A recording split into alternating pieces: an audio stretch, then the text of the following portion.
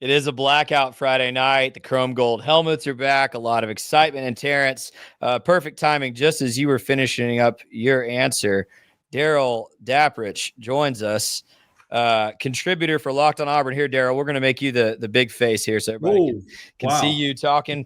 Welcome to Please Bear With Me, Darrell. Thanks so much for jumping in with us. How you doing? Man, it's great to be here. I really appreciate the invite. Thanks for having me. Absolutely. Well, man, we engaged on Twitter probably 2 months ago, month and a half ago. Started the smack talk early and decided to get you in here to fill us in. And man, there's already been some chatter. We got some fans in the comments talking some smack. Here's my question, and I asked the commenters this, and I just want you to convince me because I have not watched a lot of Auburn football, admittedly, in the last few seasons. But Auburn's coming off of 5-7, 6-7, 5-7. And there seems to be so much confidence that they're just going to come into Waco and roll through Baylor, who returns almost every offensive starter, a great OC, and has won a conference championship in recent seasons. So fill me in on where is all of this confidence coming from? What has you confident about Auburn this football season? I'm glad you brought this up because I think there's a narrative that needs to be put to bed. Anytime you get some lunatic fringe fan base that starts to get on social media and proclaim, that this is going to be a blowout or this is going to be a victory. And look, it's on both sides. It's on both fan bases. That's what you don't need to look at. You need to do a deep dive. I can tell you that people that have been covering Auburn for 20, 30 years that have websites like Auburn Undercover and the On3 websites, and some of us that do podcasts that are actually credentialed for Auburn and not just kind of like fanboy websites, feel like this game is a pick'em. Do we feel like the Baylor side should be as confident as they are just because this 5-7 narrative? People can improve from year to year. It's happened a lot in the SEC. People go from 5 wins to 8 wins to 9 wins. It's what you do to address that 5-7. And I think Auburn has done a lot. People can joke on Jackson Arnold all they want, but they improved or upgraded the quarterback position. Now, you can say there wasn't a lot to go on with Peyton Thorne. It's not a high bar. But the defensively, they were good last year, and they should be better this year. They've got one of the best wide receiver rooms in the country. I mean, they address needs in the portal like Baylor did.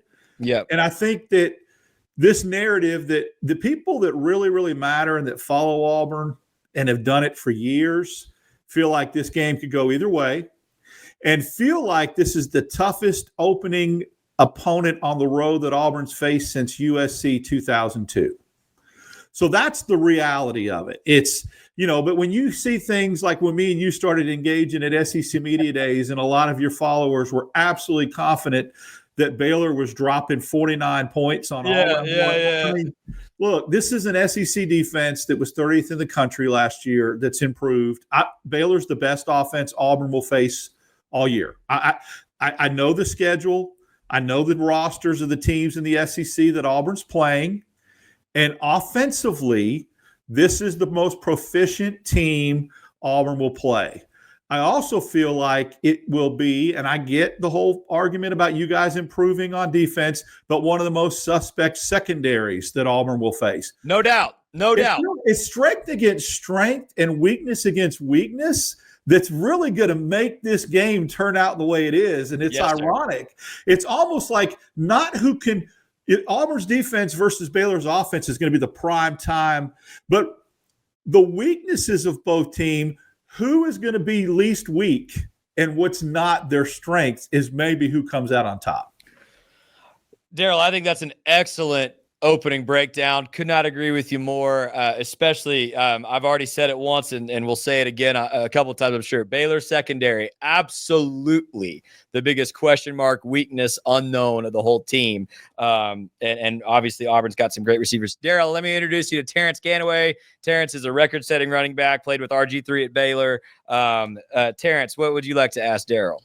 Yeah, Darrell, welcome. In years before, Baylor had some years where we were in mid-season form at the start of the season. This is year 3, Coach Freeze. What form do you expect to see from the Tigers next Friday? Well, first of all, it's nice to meet you, Terrance. I remember you at Baylor, so it's nice to be on with you. I think that this game, I've said this, and my co-host Zach Blackerby, or the host of the show that I'm the guest of, has said this. It's the most important game of the season, and probably the most important game in Hugh Freeze's tenure to this point, because of what you allude to. Auburn doesn't have the luxury or the opportunity, in my opinion, to kind of get things right after 3, 4, 5 games and find the formula. This game sets the tone for the year, because Auburn goes on the road to Texas A&M, Oklahoma, and plays Georgia in Jordan-Hare in a 3-game stretch after these first 3 games. Wow. They don't have an opportunity to kind of ease into the season.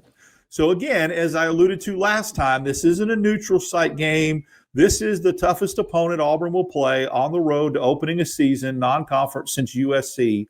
He better be right out of the gate ready to play as far as what they're going to do scheme-wise, the level that Jackson Arnold is comfortable, what they put in. You know, guys, you've heard this adage before about how much a team improves most from game 1 to game 2, and sometimes you start off the season and then you add stuff as you go along. Auburn does not have that luxury. They better empty the barrel come Friday night. And I think Baylor's – so this is – I think Baylor could lose this game and go 10-2. I do too. I really do. I think Auburn loses this game and they're staring 7-5 in the face. So I agree with you. I'm not saying one's more important. I'm just saying the way the schedule sets up and the conferences thereof, Baylor could lose this game and it not even they could still go on and have a 10-win season. I think for Auburn, this sets the tone on what they have to do in a brutal early stretch. Yeah, listen, Scotty and I talked about in the spring when we were just covering spring ball. One of the things that I said is that we have to come out of the gates fast. So last year we started out 2-4, finally found our quarterback, finally found our running back, and we found a groove, and we knocked off 6. I mean, we came out of a bye week and we played Texas Tech, and we did what we needed to do against Texas Tech, which I'm always happy about. But I do think even finishing, like we did last year, 8-4 in regular season, I think a couple of people on our sideline, not in our sideline, in the stands, will start to think a little, look at Dave Aranda's side eye if we don't come out and play a clean game. Because we can't afford – SMU is a good team, and the Big 12 is wide open. So we could go 10-2, and then all is right if we lose to Auburn and we win the Big 12. But we can't go 7-5 like Auburn, right? Because I think there'll be a lot of fans that are upset and probably ready to pull the carpet off and under Aranda. Well, and Darrell, I'll add this onto that too. I agree with Terrance that I think Aranda would be in hot water immediately if this game was a loss, especially if it's ugly. But furthermore, like you were talking about how Auburn season starts off with that stretch. Baylor's got Auburn, SMU, who's just in the playoff, and then opens Big 12 play 2 weeks later with Arizona State. So Baylor's schedule is pretty brutal early on as well. 2 playoff teams after your SEC opponent. Pretty tough stretch there to open the season for Baylor too. Darrell, there's a lot of people that were asking me on Twitter an hour ago. You saw my post about the defense specifically for Auburn. Sure. Give Baylor fans a quick overview of who to watch for on that defensive side. Someone asked specifically about the defensive line, but you just said that's going to be strength on strength for these two teams. Who is Auburn going to really count on the defensive side of the ball to slow down this Baylor offense? Well, it all starts with Keldrick Falk, defensive end. He's a junior, all-SEC, returning performer, has been mocked in the top 15 in the draft next year. Really, really good, effective pass rusher. And then they've got a bookend on the other side, Kieron Crawford, who really came on last year, that I think Auburn's going to be really, really good at rushing the passer. My question, and it's ironic that one of your followers asked this question because they nailed it. One of the big question marks I had going into the season was the depth of Auburn's interior defensive line. I felt like they were good on the edges. I really like Bobby Jamison Travis, who's their starting nose tackle. I love Malik Blockton, who's a sophomore, is a really good player. But then after that, I thought, where are you going to get your depth from? Auburn went out and got a nose tackle from Western Kentucky, Dallas Walker, who's a good player at the group of 5 level. We'll see how that translates. And then I thought, there's Zakevious Walker, who's a 5th-year guy. The true freshmen, 2 of them, Jordan Crawford and Malik Autry, have really stepped up in practice and scrimmages to give them a little bit of depth. I still think that's an area that I'm a little bit concerned about. Linebacker, Lewis Riddick, really, really good player. I'm not Lewis Riddick, DeMarcus Riddick, really good player. Then they've got a transfer from Maryland named Caleb Wheatland. But then after that, they're a little young. Xavier Atkins is a transfer from LSU. He couldn't break their rotation, but he's over at Auburn. Robert Woodyard, this is his time. So, again, the linebackers are very athletic. They can run, but we need some experience there. Secondary is where this team – there were 4 NFL scouts at a scrimmage 2 weeks ago. They remarked about the wide receiver room, and they talked about the secondary being one of the best in the country. Not only your corners – your starting corners.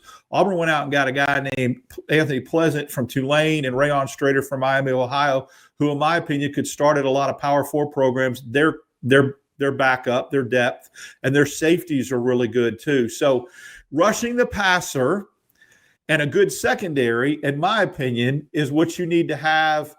You're never going to stop Sawyer Robertson. You're never going to control him or contain him, but I think you have to make it reasonable and don't let him go crazy. And I think that's where there's a formula there where he's still going to get his, but to keep a guy like that from getting 400 yards and 4 touchdowns, you need a pass rush and you need a good secondary. And Auburn has both, which, again, he's still going to get his, but I think it's an example of maybe Sawyer Robertson sees the best pass rush and maybe some of the best secondary he'll see all year. Yeah. And then it becomes the running game, which, again, if your interior defensive line is young, Baylor may be able to expose that. We'll see. Well, and I'll just tell you, Darrell, at least amongst my friends from Baylor, there's a debate about who's more important for this offense between Sawyer and Bryson Washington. Sawyer, very good. Bryson Washington, one of the best backs we've ever had at Baylor already, just after 1 year as the starter. It's pretty evident. Really, really talented kid. Terrance, did you have another question for Darrell? No, I don't, Darrell. Thanks so much. But I will tell you this, Scotty. I was a running back. I love running backs. They are really great at keeping the offense balanced. I don't want to lose either one of them. But if we had to lose one, we have to keep Sawyer Robertson. All right, I'm sending this to Drew. I don't think anybody could not do that. And Bryson's a great kid, a great running back. He can get to the second level and he can make guys miss. But if you can't have a guy commanding the offense, there's not a running back in college football that can just sit there and run against a 10, 11-man box every time. Darrell, let me ask you this since we got you and maybe 3 or 4 more minutes before Gary Bohannon jumps in here. Tell us a little bit, Baylor fans, about Walker White. We don't know him well. I'm sure he's not your favorite player now that he was there for a year, didn't make much noise and back in Waco. But what did Baylor get out of the portal with White coming from Auburn to Baylor? Well, he is one of my favorite kids. When you do this for a long time, I got to know his father a little bit through social media, and then he actually came up to himself and introduced me on the sidelines. Oh, great. Game. Very nice family. His mom, obviously, with the battle that she was going through. And so they're a great family, a tremendous family. And I wish him nothing but the best, and I'm glad he didn't transfer somewhere into the SEC. He's doing what is best for him. And Auburn kind of had to revamp the quarterback room last year. And a lot of Auburn fans, if they're salty about it, if they're being really honest with themselves, is because they liked Walker. And they thought that he had, a pretty good future at Auburn. So what I think they're getting, and once the maturation process starts and he gets some experience and some snaps, is a guy that can be a dual threat. Now, he's not going to run RPO, or he's not going to run, the reading the back and take it up. But he can throw it and he can run it. And I think he's very athletic. And I think just with a year or two of experience, he just needed an opportunity. And when Deuce Knight came in, the 5-star all-everything quarterback that's on Auburn's roster now, there was kind of like the writing on the wall. And then this kid, Auburn went and got a kid from underneath Penn State to flip. It's just unfortunate. It's a numbers game now. But that's the beauty about the transfer portal, that I never, ever begrudge a kid. If Walker White left Auburn and he was starting, and he left Auburn to go get a bigger bag at Ohio State or USC or someplace like that, like some other players have done, that's one thing. But when you leave a program because you just want playing time, that's what it's there for. That's what the portal is designed for. It's not there to chase bags. It's there for a kid that's at a group of 5 to move up to a Power 4 so he gets an opportunity maybe to play big-time football, or a kid that's on the bench with a Power 4 saying, well, I want to play and let scouts see me, so I may go down to a group of 5. It's all about playing time. When it becomes about chasing the dollars and, Oregon and Phil Knight money gets a kid that's starting 3 years at a Power 4 school, that's where I have a problem with it, but not in this scenario that Walker White left. He did what was best for him and his family, and he'll have an opportunity to play in a year or two, and good for him. Love hearing about family values, being a good kid, all that stuff. We love to hear it. So last question for you. I'll close with this because you mentioned that quarterback room. Mm-hmm. Tell us the truth. Tell us the truth about what's going on at quarterback for Auburn. Just because there's a lot of BS on Twitter that you and I would both roll our eyes at, right? I mean, I think you and I are pretty like-minded here. But Jackson Arnold, highly recruited kid, not a super proven player, right? And Hugh Freeze did. I don't know why he decided to do this, but I feel like Hugh Freeze just threw the wrench into the middle of the room when he was talking about maybe playing multiple quarterbacks this week. What is really going on? What have you seen at practice? What have you heard? What is happening in that quarterback room? And what do you expect from Jackson Arnold Friday night? I expect one quarterback to play, first of all. Do not pay attention to what Hugh Freeze said about playing 3 quarterbacks. Guys, it's a mind game. It's no different than when a coach gets asked if a particular player is going to be healthy enough to play on a Saturday, and he says, yeah, right now he's questionable, but he probably will be ready to play by Saturday, when he knows all along that kid's not going to play. What Hugh Freeze said is just mind games fodder to make somebody on the Baylor's defensive side to think, oh, are we going to have packages for Ashton Daniels? Is Deuce Knight going to come in on 2nd and longs? And right now, I don't see either of those scenarios. The only way 3 quarterbacks play is if you've got an injury, a really, really inefficient starter in Jackson Arnold, or it's a blowout. And I don't see any of those 3 scenarios happening.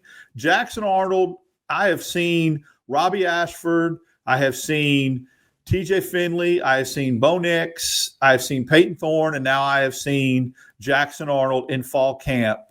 And other than Bo Nix, Jackson Arnold has had the best camp. Ball coming out of his hand, accuracy. You can take one video of him holding the ball and freeze on his visor and go with that. And there's about 15 of him going to the back shoulder, throwing it to camp. So, now, does that translate when the bullets are flying Friday night? And we'll see. But I also think, and you guys know this, in scrimmages, when you blow the play dead, Jackson Arnold, one of his biggest attributes and tools in the tool belt is his legs. And if you blow the play dead and you can't run, Cam Newton looked very, very average in Auburn's A-Day game in 2010 because they would not let him run. And people are like, this kid's supposed – and they wouldn't. They blew the whistle. And so running adds a dimension to that. So, we'll see. Again, I'm a show-me guy first, but from what I've seen as far as arm talent, ball placement, attitude, all that kind of stuff, we'll see. And look, guys, I want to go back to something you guys said. If Auburn goes 7-5, when you come to Jordan-Hare next year, you'll see a different coach on the sideline than Hugh Freeze. Right. So when we welcome you to Jordan-Hare, it'll be a little different story. So there you go. Darrell, thank you so much for your time. Let people know where to find you, where to find your content this week. Sure. DAP6410 on X. I love interacting with, there's some really knowledgeable, great Baylor fans, and we've had some really good conversations. And then Wednesdays and Fridays, Locked on Auburn. And then I guess we're talking about doing a show Friday, right? 4:00 with you live at a tailgate. Yes. Will I have escorts, police escorts or bodyguards? No, we are good Christian people at Baylor, sir. You will be welcomed. You will be offered a beer, and we'll have a good time. There we go. No, listen, yeah. I grew up in Tucson, Arizona, following the University of Arizona for years and years and years. And so when Arizona jumped into the Big 12, I followed it really, really closely last year. So I was watching a lot of Big 12 games instead of some later night SEC games, because that Pac-12 after dark went away, and that broke my heart. Yeah, that's right. That's right. Well, there it goes. I already told people once at the beginning, but I'll tell everybody now. We've got several viewers right now. Green and Gold Game Day. Find it on YouTube. Subscribe. 3-hour pregame show. And Darrell will be on very early with us Friday evening. Very kind to join us on set in Waco, live from McLean Stadium. It's going to be awesome. Darrell, thanks, man. We'll catch up, and I'll see you Friday, man. Nice meeting you guys. Take care. See you, bro.